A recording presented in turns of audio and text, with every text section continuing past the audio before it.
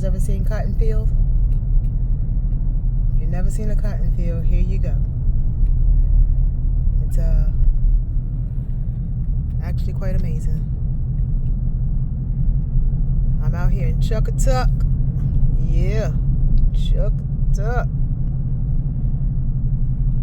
That is a cotton field, folks. Let me show you. Chuckatuck is celebrating veterans the right way. Look at that. Oh, my phone is not. Look at that. How nice is that? I mean, you know, outside of the very cool cotton fields here, but flags on every light pole. Yeah, I'm driving with my phone in my hand. Don't tell Mr. Big Daddy. This guy really frowns upon that kind of stuff. So anyway, I was out there at the park, talked to our lead master gardener. Apparently she forgot to tell me that they were all not showing up and I didn't need to be here today. So that's cool. It was a nice drive. But she was like, oh, well, there's some things you can go do if you want to just be out there and be useful and helpful. And I'm like, okay, great, sure.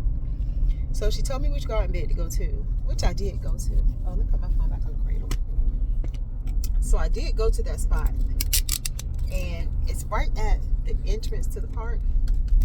So there's really nowhere to park. So she's like, oh, you can park in the middle on those on the yellow lines. I'm like, well, I'm in a suburban, so my vehicle's kind of too big for me just to be parked in the middle of the road. So I pulled over. It's a garden bed on either side. So I pulled over next to the first garden bed. I get out. I messed up my arm a few days ago, so I started physical therapy yesterday, and I gotta go back tomorrow. So anyway, so I get out, and I was like, well, look, I'm out here by myself. She was like, yeah, you're fine. Yeah, I wasn't. Like I said, oh, something. I got out and I'm walking around the bed, and you know, curious Stephanie, I'm touching the flowers, looking at the textures and all the features, and I'm just enamored and, you know, loving everything because I'm a dirty girl, and deep inside my soul is filled with soil and seeds, and that's okay. That's the whole point of me becoming a master gardener, so that I can pour my soul back out into the ground. Because anyway, so I'm out of my business out there by myself. She told me I'll be fine until some dude rolls up behind me and asks me what I'm doing, and I'm like, I'm with the master gardeners. We came to tend to some of the beds in the park. He said, you need to move along. I said, I don't know where to park. He was like, no, move along.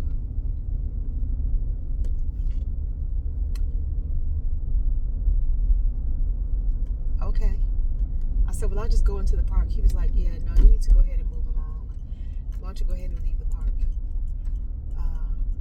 So this guy was not in the Suffolk City truck. I don't know who he was. He did not identify himself to me. He asked me to leave the park. So I'm back in my truck, headed home. I was super excited. To be out here this morning, y'all. This is a nice little drive. I was super excited.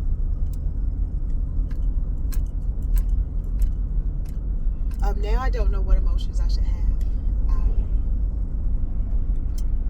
I was literally asked to move along, and then he chose to follow me out of the park to make sure I carried myself up off that property. I don't know who this guy was. He's some dude visiting the park. Was he an employee? I don't know.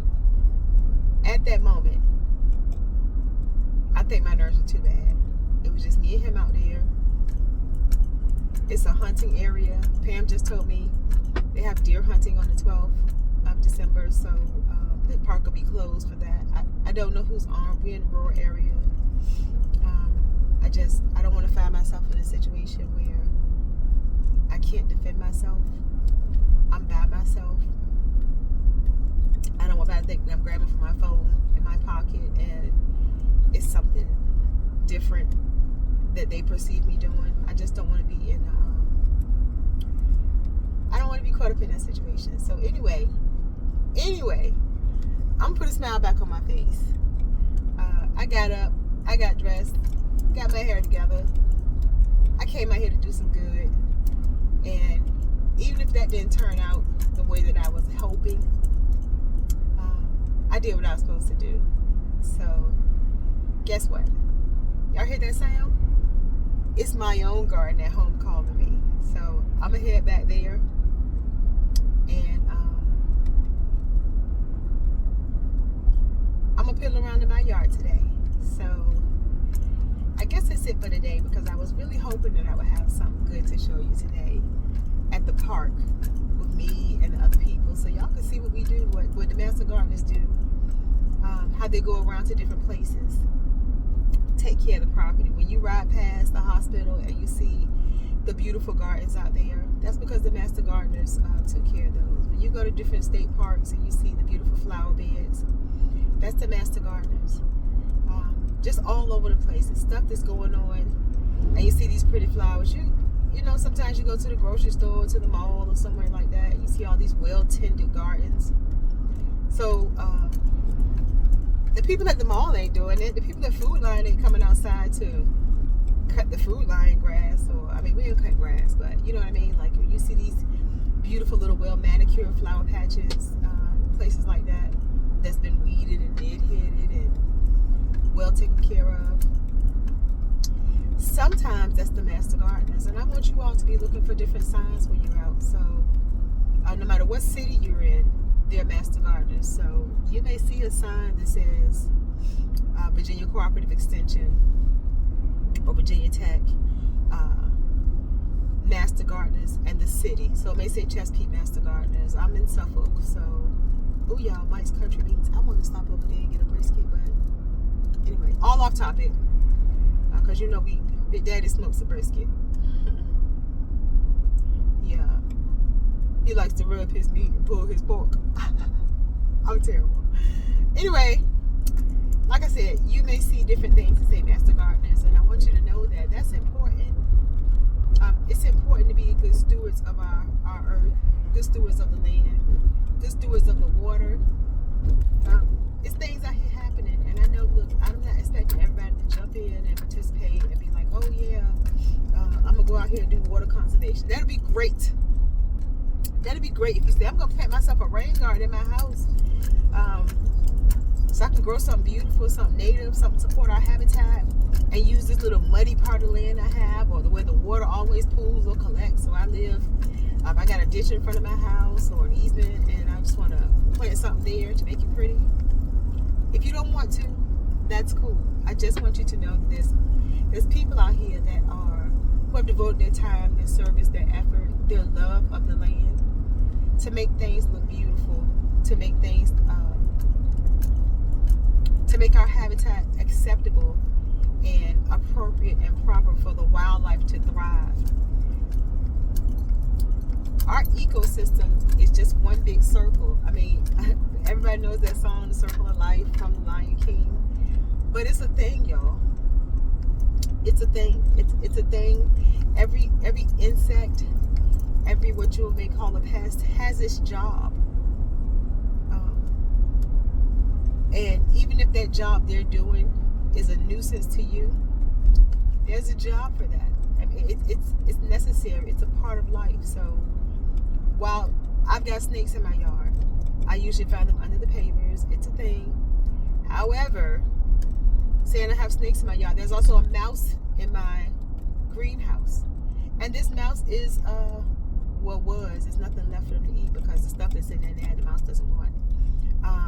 But the mouse comes and eats some of the stuff that I planted. So I provided a habitat for that mouse. It's warm in the greenhouse. My beds are mulched out with straw. There's a food source, which makes this a great place for this little mouse to hide while it's cold outside. However, once this mouse goes outside, it can go to the right, And there's my chickens. Take your chance, mouse.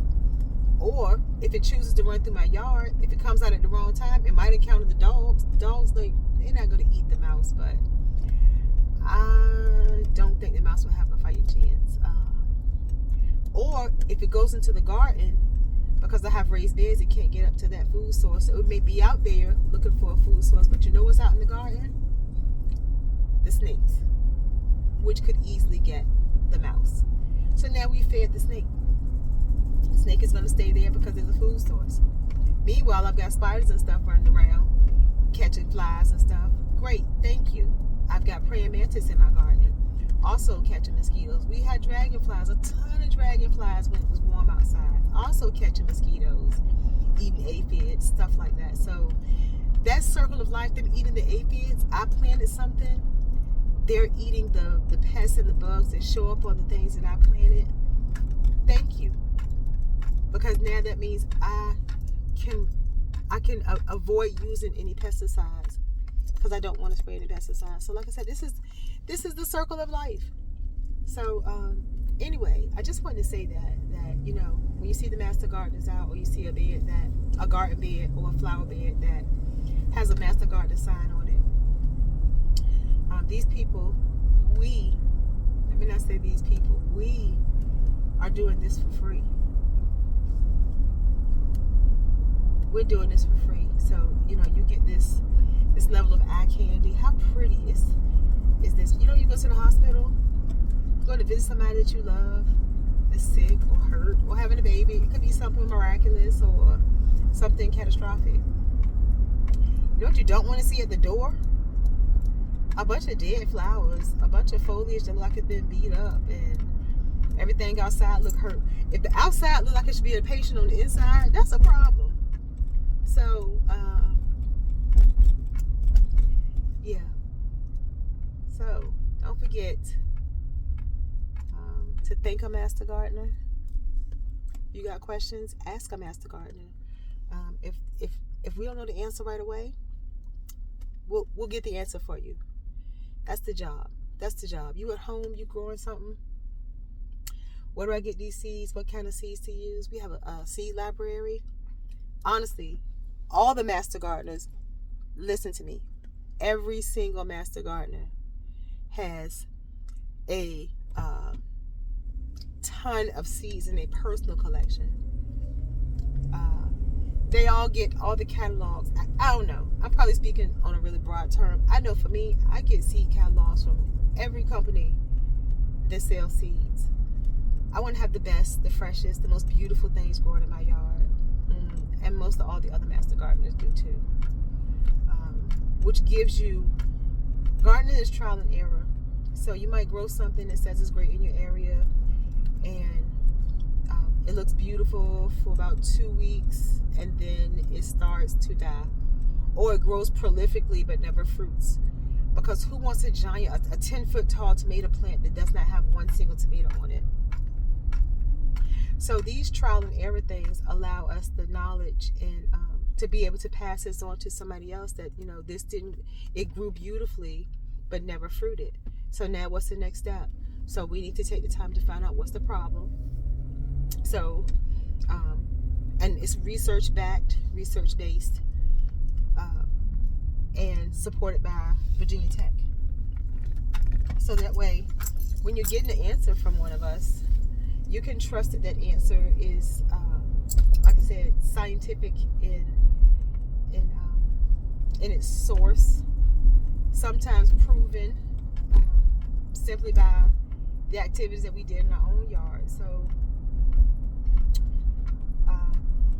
it's nice to have someone who's, I would say, an expert. But anyway, I've talked long enough. I'm like 10 minutes from my house at this point. So I'm going to head out. I'm going to go home. I'm going to contact our lead person. I let her know that I was asked to move along, and I was ushered out of the park by a random unknown individual who didn't think I belonged. And that's okay. I was by myself. And And even when I said everybody doesn't know what's a master gardener, that's fine. Everything is not for everybody. You don't have to know everybody's job title all over the place. I mean, what if I want to call the people that work at McDonald's the Burgermeister? What a cool name. Although that's not what that means. But anyway, I don't know everybody's job title. Everybody doesn't know my job title or the position that I serve in. So I will come back another time when I'm not alone. The strength in numbers. Strength in numbers. So anyway, hope y'all have a great day today. Like I said, I'm going back home. I'm going to put on my boots and stomp around my yard a little bit. I'm going to go do stuff and things. That is my absolute favorite thing to do, is stuff and things. So I'm glad I could come here and talk to y'all this morning. Hoping I was going to have some different footage to show you, to show me out there gardening with the masters. But things don't always turn out the way you plan for them to. So y'all have a great day, and I'll see you tomorrow. Also, don't forget to check me out on my other channel, Lost and Funny Farm, and then you can see what the master gardeners do with their own homes. So at home, don't call me a master gardener, because I do what I want to do when I'm home. That's my opportunity to experiment, try some new stuff, try some old stuff, try some strange stuff. Not strange like that. I'm not outside like naked in the dirt, but I mean in the soil. But you know what I mean. That's my opportunity to be me. But anyway, I'm gonna head out. So hog.com, and like I said, check us out on Lost and Funny Farm, where you can see what we outside doing, me and Mr. Big Daddy. So rock it out.